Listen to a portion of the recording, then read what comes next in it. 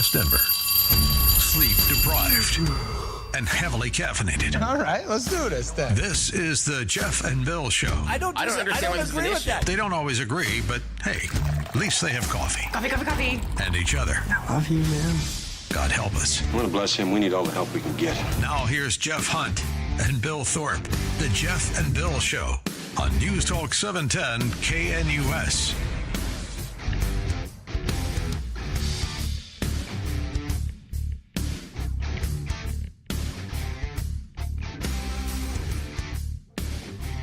Why do I feel like I'm responsible for all the bad stuff? You are. We have medical disclaimers Medical warning. that Yes. we have to read in light of listening to the Jeff and Bill Show. I should come with a disclaimer, honestly. You Just do. have it tattooed on me. I should. A warning. Yes. Befriending this guy will lead to high blood pressure. Yes, and snakes. Yeah. You're listening to the Jeff and Bill Show, News Talk 710 KNUS. It is Friday, August 8th, 2025, 8 a.m. in the morning. We've got a great hour ahead of you. We're going to talk gerrymandering, what's happening in Texas, and is the like sheen off the turd here. Yeah. Have we taken the mask off? Have we taken the quiet words and spoken them out loud? Right, like we used to just go, wow, it's important to keep types of people together so that their values are reflected in their elected leadership. Now it's like, no, power. Yeah. Raw power, baby. We want to keep our jobs. And we know Democrats have been about this forever. Hell but now yeah. Republicans Yes, they have. are like, well, we're not even going to wait until the census anymore. We got the power. We're going right now.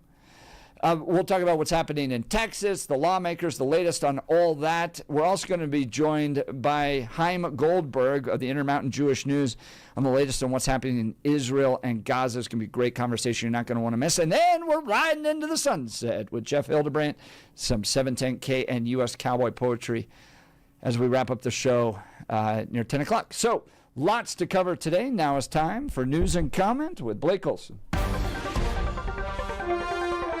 Blake Olson. Blake Olson, News and Comment.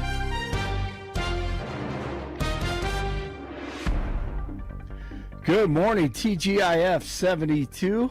Mostly cloudy outside. It's beautiful. Expecting a high of 96 today. This portion of the news sponsored by Pastor Camp Heating and Air Conditioning at 303-777-1234 to learn more about special savings opportunities on Lennox equipment.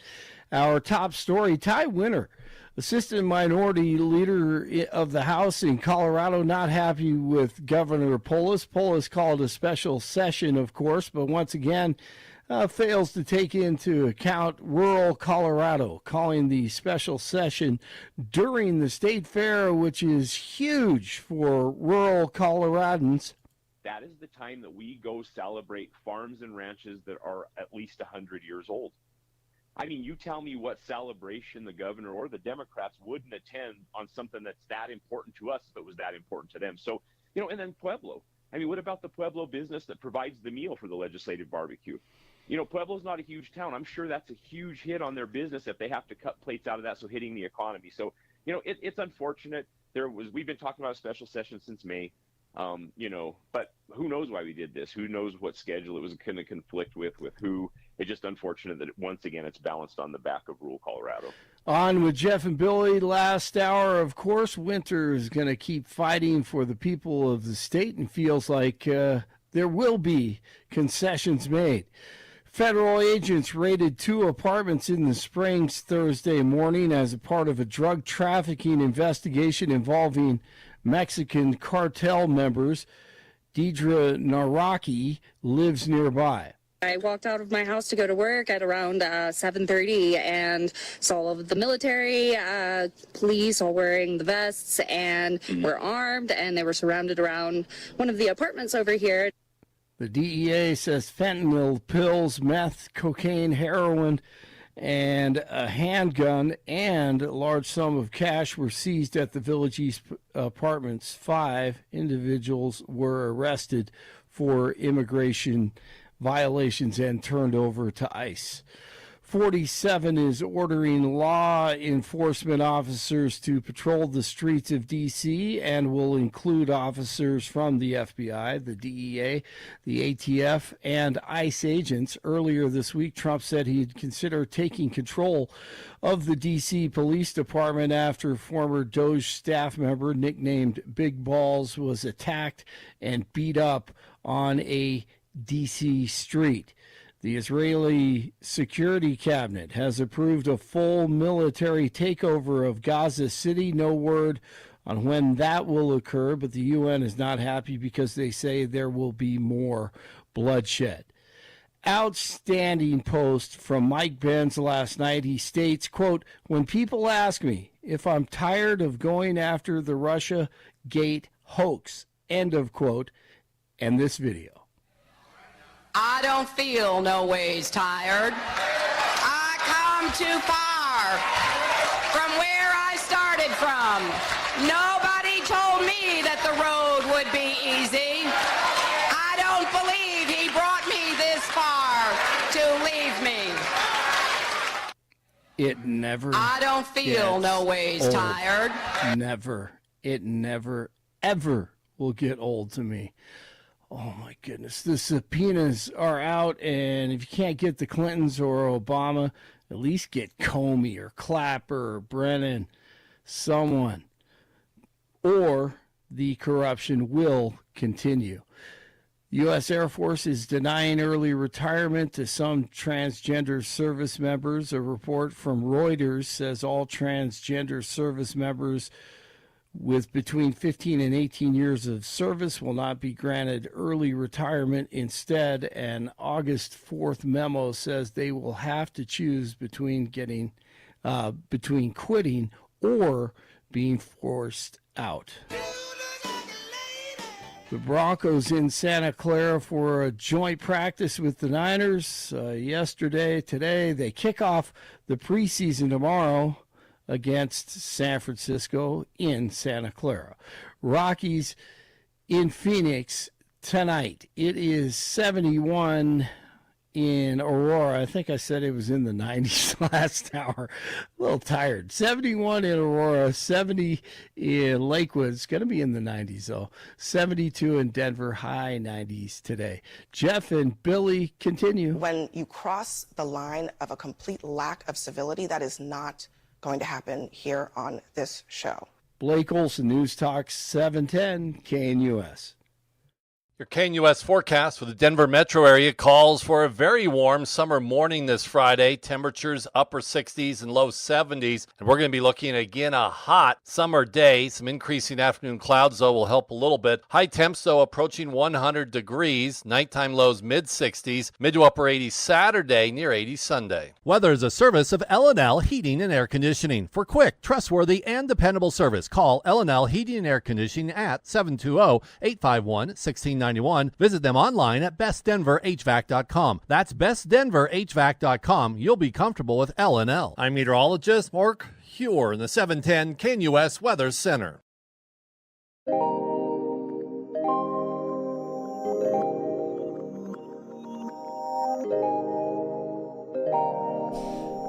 Bill, people are responding to our idea of holding the special session down there, and someone wrote, we should have a legislator rodeo.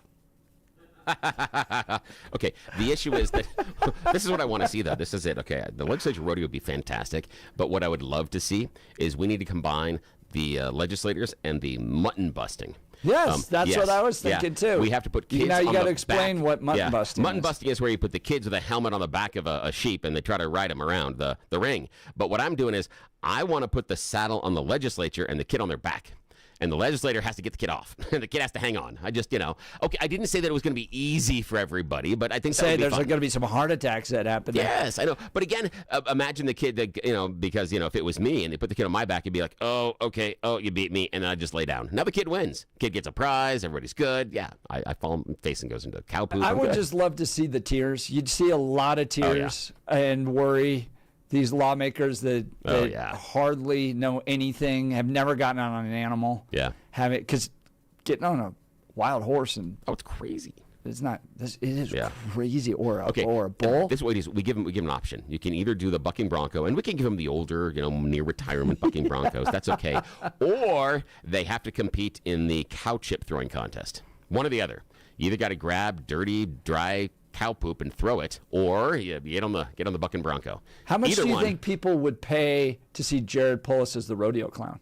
Oh my God, so much money. So much money. I would pay so much money. And how good would that be? I mean, just for his appearance and him being. He's got no more elections. He's done. You got to be able to put yourself in that kind of position to make fun of yourself. However, I don't know if he'd get into that, because once you do that, that's going to appear if he tries to run for president. That's all the ads from the other side. They're going to be, look at the clown running for it. All right, what's the latest on these Texas lawmakers ran out of the state because of gerrymandering and redistricting? Well, Senator Cornyn has confirmed that the FBI has agreed to help locate the Texas Democrat lawmakers who have fled the state to block redistricting. However, Illinois Governor Pritzker has pushed back, clarifying that the FBI cannot arrest lawmakers visiting Illinois, calling it the move just grandstanding. Governor Abbott's doubled down, announcing that he will continue convening special legislative sessions indefinitely until the map passes, suggesting Democrats would have to stay away for potentially years to block it. Now, we know gerrymandering's been taking place since the invention of legislative districts. Well, right? As soon as you gave the legislators the power to draw the districts, right. Duh. I mean, we talked about it the other day, that if you were going to have a Broncos versus Las Vegas Raiders game, and you're going to Vegas, and the Raiders are like, we get to make up the rules. Hang on. Hold on here. There's a reason why the teams don't get to make up their own rules, but here we allow them to, in some ways, make up the rules about the districts. Illinois is already heavily gerrymandered, so there's a lot of hypocrisy here. Wisconsin, Maryland. So the idea that, oh my gosh, the pearl clutching. Oh, yeah. The Republicans are going to do it. But now what does make this different is that this typically happens after the census is done, so it happens every 10 years. Republicans in Texas are just like, meh. We're going to do it right now because we're getting more legislative congressional seats as a result of these census. And so they're just not wasting time. We're going to do it right now. Now, California responding, well, we have this independent commission, but we'll scrap it and just do it our way and make it heavily blue. Illinois already does this. Maryland already does this. Wisconsin's one of the worst out there. So are we at a point where it's just pure Machiavellian power grabs with our lawmakers, where they just go, we have the power. We're going to take it. We're going to guarantee control of our side. This is what you would expect a lawmaker to do. We have the power. We have the ability. None of this stuff's illegal. May not be the way you like it, because here in Colorado we have this special system set up, but that's only relatively new. So they have the power. They're taking it. How do you look at this? Do you see it as finally Republicans responding to the way Democrats play politics? They don't care. Democrats have never cared about making sure that there's equal representation among different people. No, they want the power. If they have it, they do it. Look at Illinois. Look at Wisconsin. Look at Maryland. The national media is not wringing their hands about that, going, oh, look what's happened to Illinois.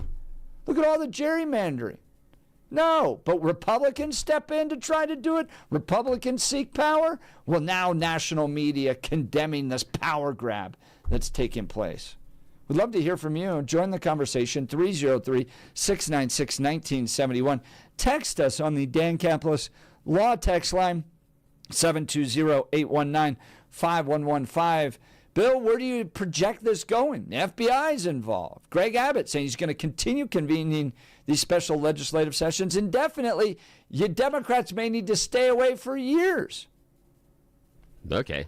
Yeah, this, to me, this is a bunch of kids throwing a temper tantrum. That's all it is. This is immature.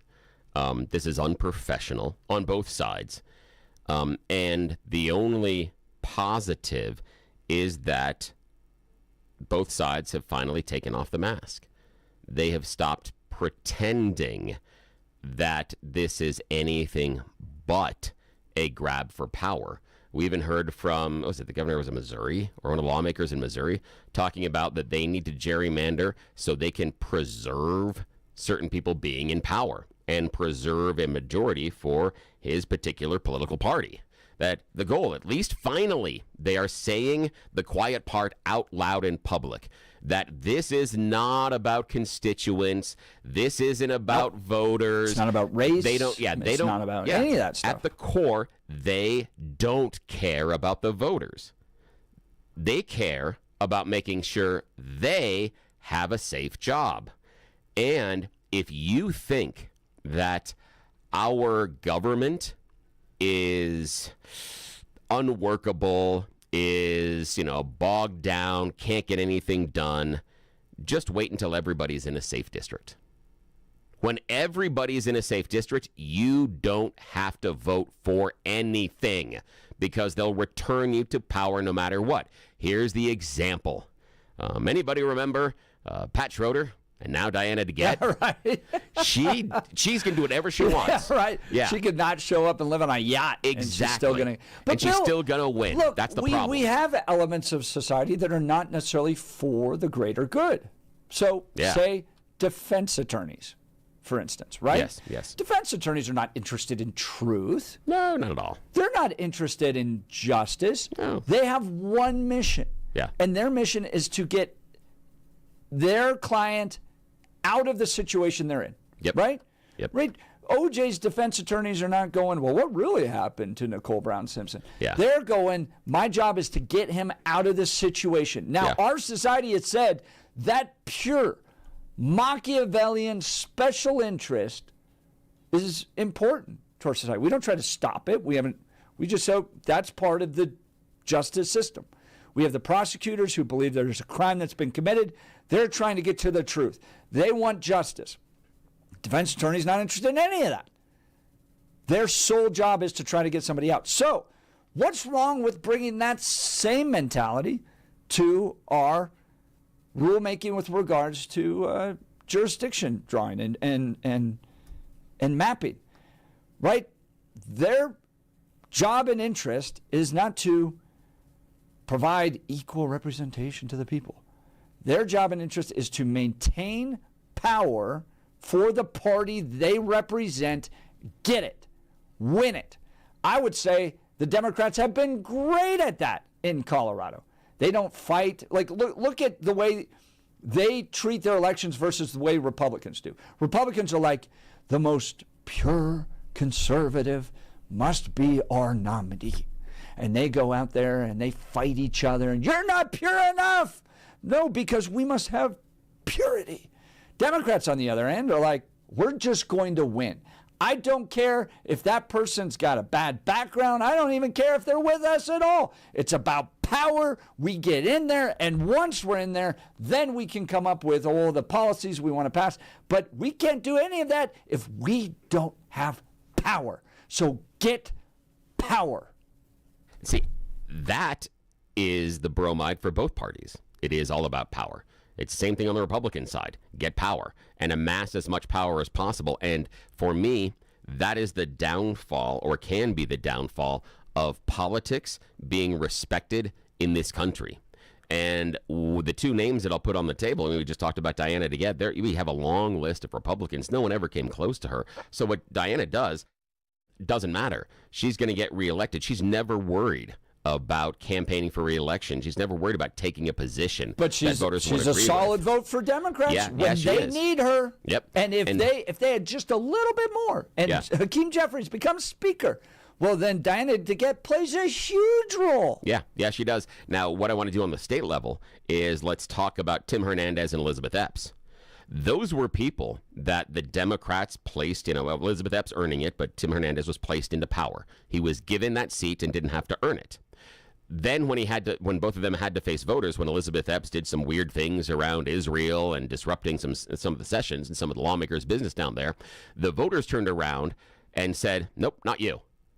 And that's where I'm kind of going with this, is the voters do need to be able to provide that check and balance.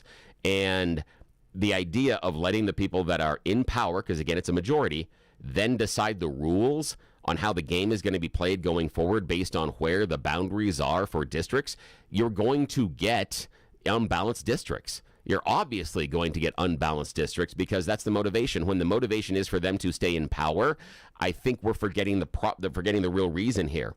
Why did they get elected in the first place? They're supposed to be representing the voters. But as soon as we start drawing these districts so that the elected official stays in power, not because the elected official is doing what the voters want, but because of the boundaries of the district, now we got a problem.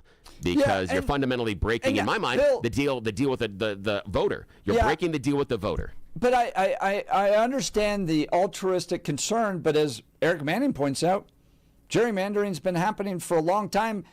Illinois, Maryland, Wisconsin all did it.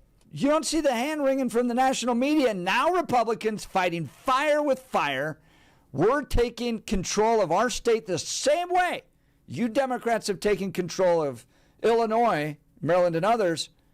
So get used to it. Now, all of a sudden, it's, well, we're not representing the people well, and this thing is all geared towards power. It's always been geared towards power. No one ever cared about it until Republicans did it. I disagree. Now we're starting to fight back. I disagree. There have been fights in both Wisconsin and Illinois over gerrymandered districts for a long time, especially in Wisconsin. I have family that lives there, and there have been arguments inside of Wisconsin about certain gerrymandered districts, and there have been huge arguments both of their state Supreme Court and then at their legislature.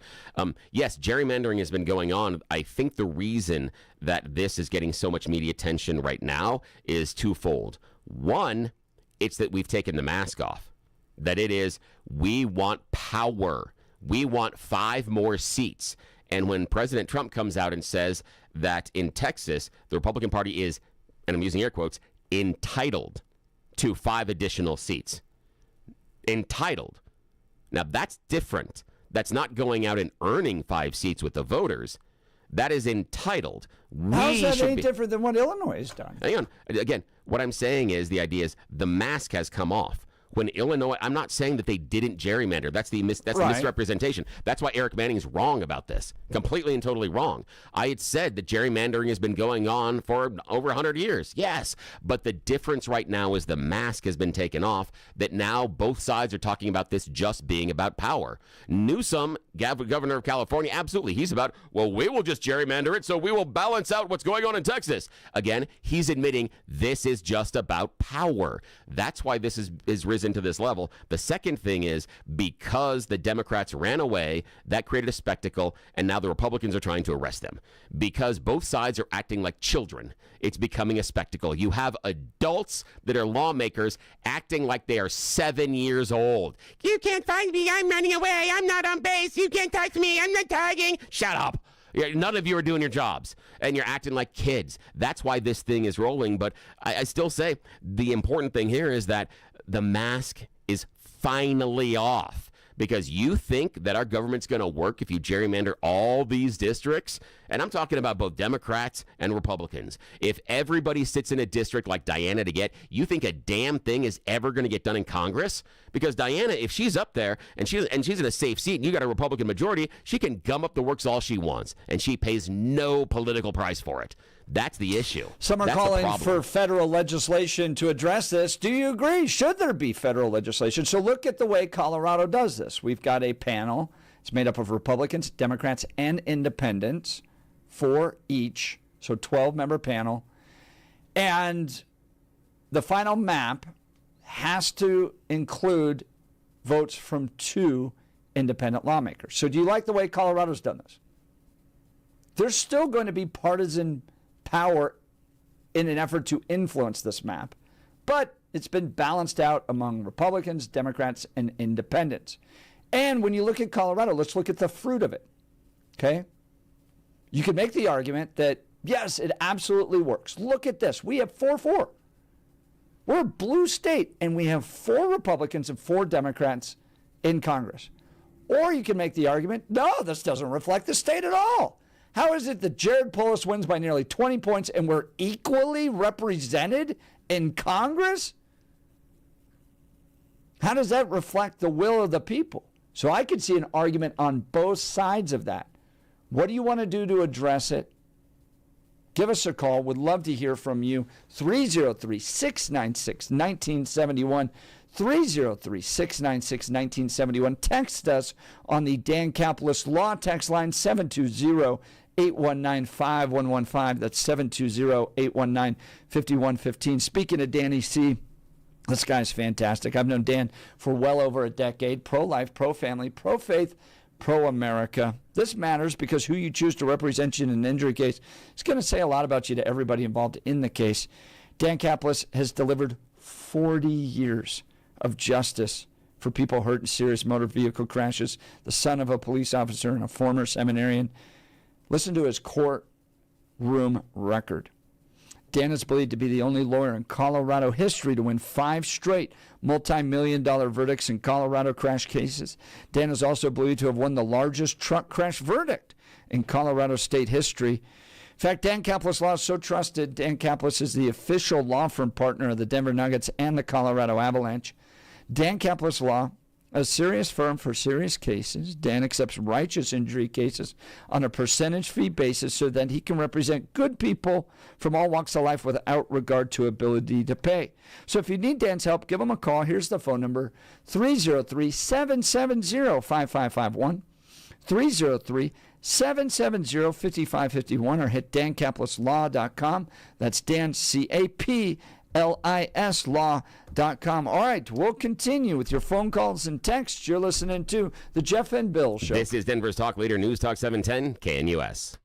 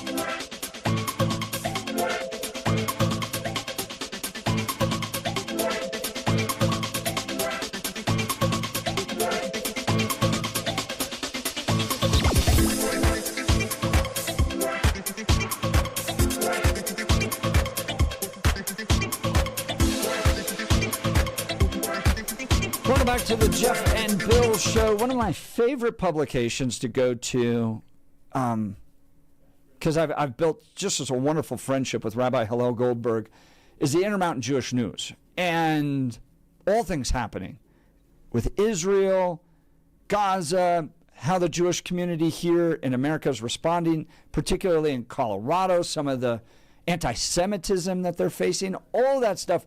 You can get the latest at Intermountain Jewish News, great local newspaper. And joining us is Chaim Goldberg from Intermountain Jewish News.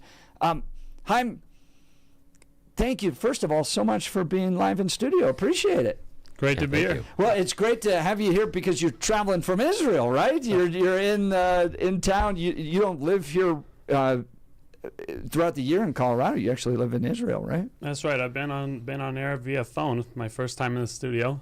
Thanks so much for having me. And it's a wonderful family newspaper that you guys got going on, right? Your grandfather, I think, founded Intermountain Jewish News, didn't he? Well, he was actually founded 110 years ago. Was it? And then about 85 years ago, it was losing money every year. And before they closed it down, they offered it to anybody who wanted it for $10. And he took it, he turned it around, and 85 years later, it's now the fourth oldest Jewish weekly in North America. Oh, I love visiting the print office, the newspaper office, all that stuff, because your dad was your grandfather was this force.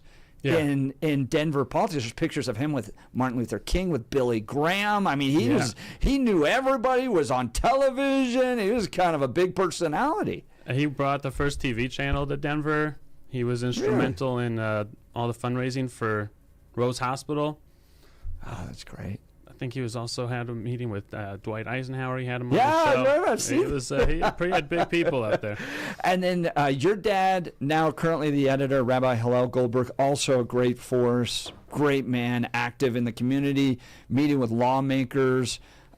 Your dad has basically taken over for your grandfather, run that his whole life, right?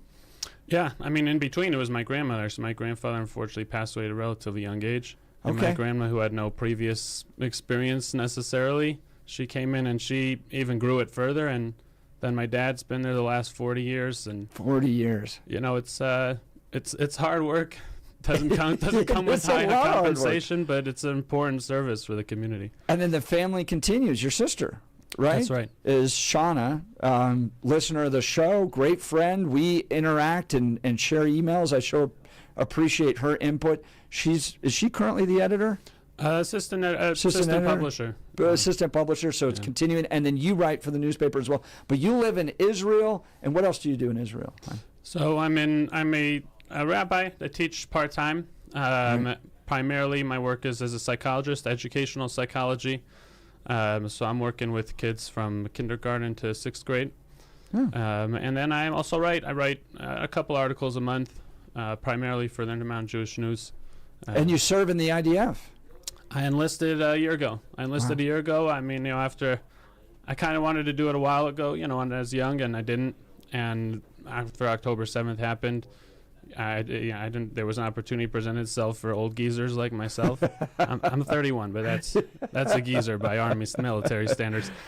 And I couldn't pass it up. My wife supported me, and I saw that. We had a lot of friends, Jewish friends here, that took time to head back to Israel. I was part of Facebook groups on how you could volunteer to come help either in like the agricultural industry or, for Jews, I think all over the world, October 7th became that moment of return to the homeland, find ways to serve in any capacity.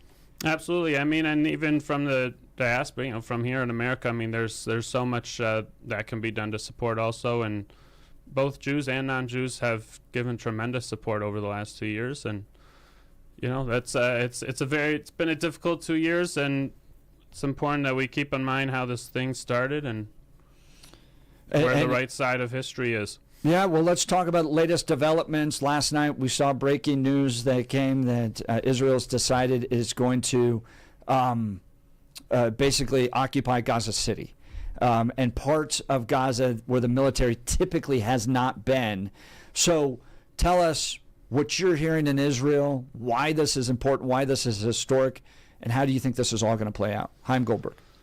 It's a great question. I've had as much time as you have to process it all. But, personally, I'm pretty ambivalent about the decision. And I think the country as a whole is also, pretty conflicted.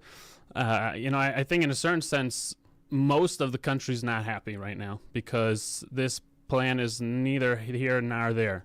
And I think whichever way you go, I think it would be better you go all out, say we got to occupy all of Gaza. Hamas has had 2 years to make a deal to release the hostages. They're not doing it, and it's not going to happen unless, there's a full military control. Alternatively, you say, right now, we got to just take the gains we have and, see what happens if there's a pause, come back to it, but to sort of keep, it's sort of being billed as historic because 3 days ago Netanyahu said they'll occupy all of Gaza. That would have been a very big move. Now they're just saying Gaza City, which is a big move, but it's in a certain sense just, kind of keep going on this piecemeal format that's been for the last number of months. And there's a lot of determination in Israel, but you really got to have a solid sense of like what the end goal is to keep going out there strong. Well, I agree with it. I don't know how you at this point live next to people that continue to want to murder you all the time, right? And send rockets over. And we saw what happened on October 7th. I saw the IDF videos. It's heart-wrenching. So you can't live next to people like that. So I understand the strategy of either we got to go all in but this kind of piecemeal approach isn't working.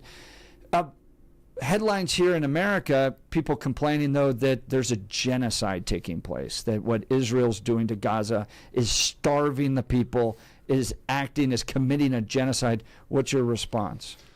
So, I think it's important, whatever, what I was commenting on just a minute ago is strategically, and I'm not a strategic expert, but, there can be differences of opinion whether this is strategically wise or not, but it's so critical to keep in mind, no matter what the decision is, where the moral side of this war is and what's morally justifiable and what's not. And this war started with Hamas on October 7th murdering civilians in their bed, and not just murdering civilians, raping them, beheading them, and parents in front of their kids. Really, really gross things that I'm not even comfortable, saying out loud on there. And 2 years later, so that same moral justification for starting the war is the same moral justification for continuing today. Hamas is still there. They're still committed to coming back and do this again. Their spokesperson said we'll do as many October 7th as we can. And Israel has a moral right and a moral obligation to defend its citizens. And Hamas, it's important to point out, in a certain way, we talk about Iran as being the head of the octopus, and they're the most fearsome, and in terms of the weapons they have, sure, they are. But in terms of the most evil, I think that Hamas is way more evil than Iran. We had this operation against Iran, and for all of the fearsomeness of Iran and their weaponry, it was 12 days, and it accomplished a tremendous amount. And here we are with Hamas 2 years later, and the primary reason for that is because Iran, for all of their nuclear weapons, they operate like a country with an army and a military, and there's military sites, and so Israel could attack their military sites. And Hamas only operates from within civilian populations. Hamas deliberately, cynically uses their civilians, and there's a whole question about the aid. I'm sure we'll get to that in a few minutes, the starvation. They loot the aid. They want control over the aid because it gives them control over the population. They don't operate like an army where you can fight them like an army. Their whole design is to cause as much suffering, not just to Israel, but to their own population, and it's working. Then the international condemnation comes in, but if Israel wanted to commit genocide, there would be hundreds of thousands of Palestinians dead right now. Israel could be using way more lethal force. And I have, friends that are serving the IDF. The number of warnings that they give, they do all these evacuation plans. Sometimes they drop pamphlets. There's pre-shot warnings. There's so much they do to avoid civilian casualties. And there's so many military experts that have spoken to this. John Spencer, I know from West Point, and others. The ratio of civilian to combatant casualties here is incredibly low, especially for the urban warfare that they're engaging in. So the whole claim of the genocide is, I think, in a lot of ways a blood libel, or it's just people that have absorbed it from the media and they're not really thinking too deeply about it. But it's absolutely false. Well, one thing I think it's important to point out, we're talking to Chaim Goldberg, Intermountain Jewish News from Israel, joining us live in studio here. Chaim, it seems to me that if the Palestinians released the hostages, a lot of this would wrap up. Absolutely. Release the hostages. And, there's sort of two primary goals. And, different parts of Israel are of different opinion whether we need both or one, but one being releasing the hostages, and two for Hamas to disarm, and relinquish control to a different, maybe the Palestinian Authority. Not too many love that idea, but certainly if there would be some Arab control coming in from other Arab states, that would be a really ideal situation, and not just for Israel, but for the civilians in Gaza. But yeah, Hamas release the hostages. This thing could be over tomorrow. When you all in Israel saw the latest videos of the one hostage who's digging his own grave, and he's been starved, he's about as thin as you could get, what went through your mind? What did you hear from colleagues, friends in Israel? It was just utterly horrifying. I mean, and if anybody has not seen that video, as horrifying as it was, I think it is necessary to watch it. His name is Eviatar David. Go Google it. I mean, and I try not to watch these so much because they are psychological warfare. It's not like they took that video, that day and then they just post it on their social media because that's, they have nothing else to do. They take those videos and they post them precisely at the time that they think it will cause as much psychological damage to Israeli society.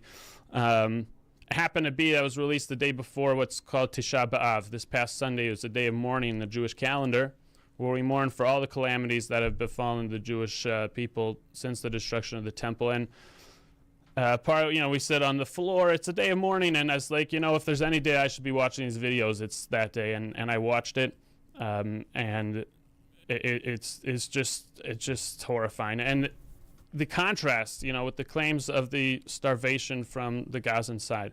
So I have no doubt that there is hunger and that there is suffering, and for any civilians that are innocent and do not wish violence upon Israel, I have tremendous sympathy for them. They are going through tremendous suffering for no reason but Hamas' desire to destroy Israel.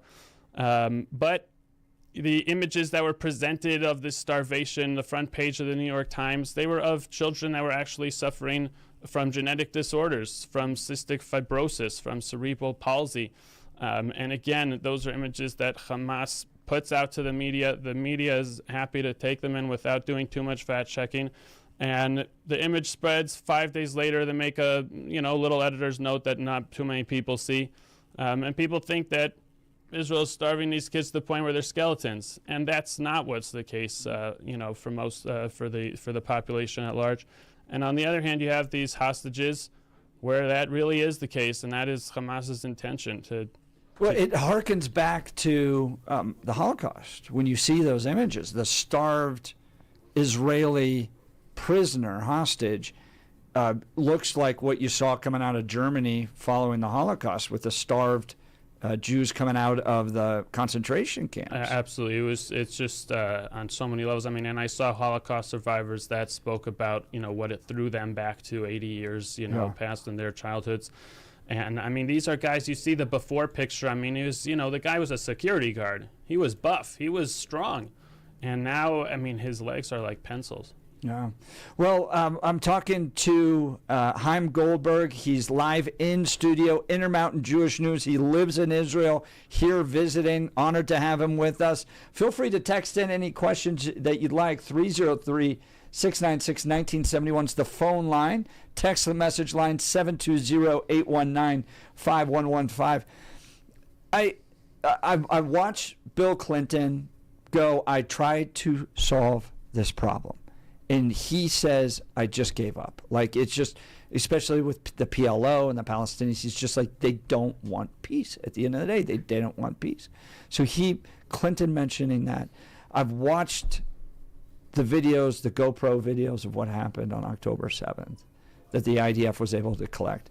And in one of those videos, if I do mind, just insert the GoPro videos that you mentioned, the IDF will collect, but those are GoPro videos of Hamas that they themselves we're filming, right?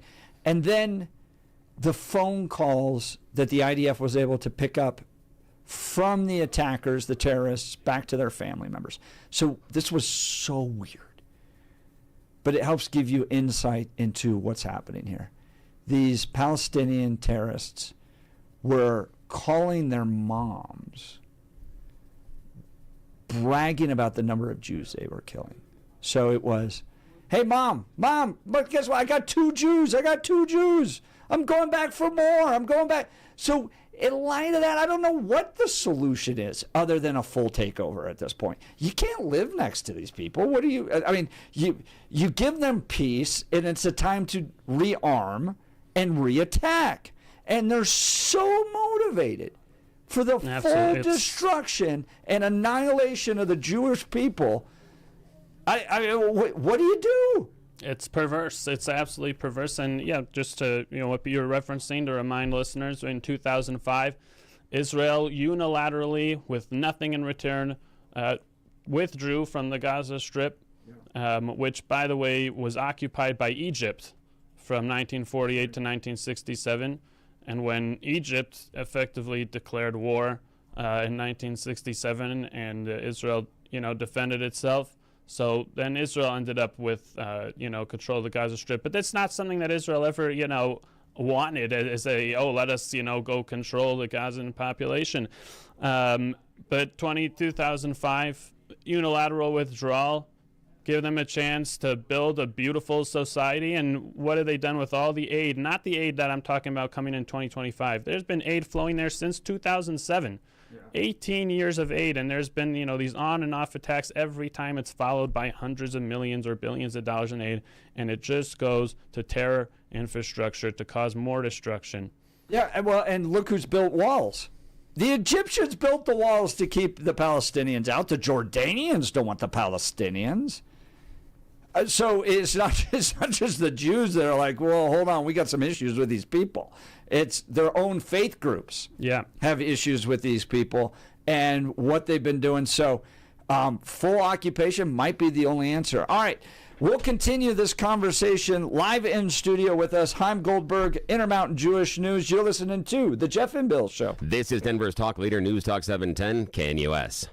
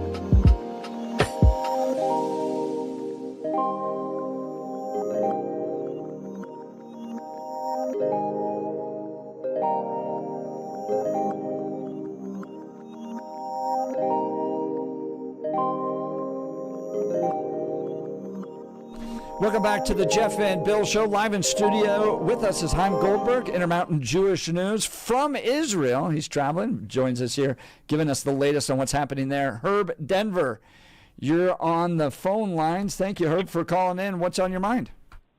Well, I just want to say hello to Chaim. I met him this earlier in the week at Beis Menachem Chabad. This is Herzl. Had a little conversation. Remember? Hello. Good morning. Good morning. And I just want to. I have a question for you. You live in Israel. You hear criticism of Netanyahu from Israelis. Saying that Netanyahu's not doing this for the right reasons. He's doing it for political purposes. And a lot of people are very angry with Netanyahu there. Now, from our perspective, here, American conservatives, American conservative Jews, we love Netanyahu. We think he's doing the best job ever, the best prime minister of all time. Tell me, what do you think? Well, you got to keep in mind that a lot of the people in Israel that are not happy with Netanyahu are people that were in his own party for decades. So it's not purely a right-left kind of split. It's hard for me to know. Obviously, I can't quite judge someone's intentions. For a while, I myself was very much concerned with that same notion that he's has ulterior motives to stay in power, and etc.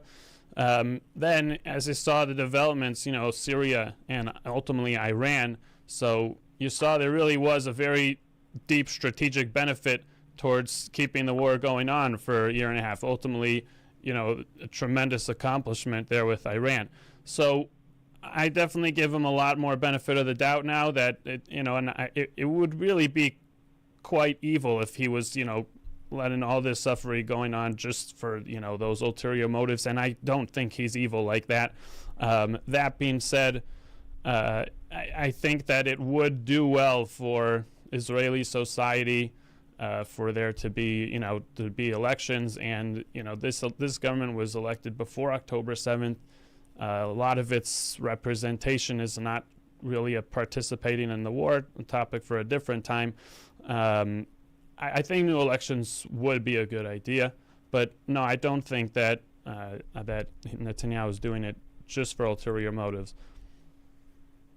I agree completely. Herb, any follow-up question on that? And to the issue of, we spoke earlier of Israel committing genocide. Yeah. Israel is doing the opposite. They're going in now, getting rid of what I call them, the Hamas Nazis, who are withholding the food from their own people for political purposes. Yeah. That's a great point. Great point, Herb. Denver, sure appreciate the call. Thanks so much. We're going to continue this conversation with Chaim Goldberg.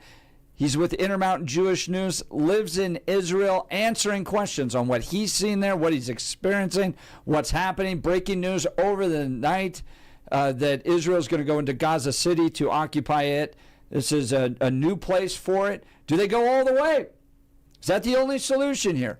Full occupation by Israel to bring about peace. We'll continue. You're listening to The Jeff and Bill Show. KNUS.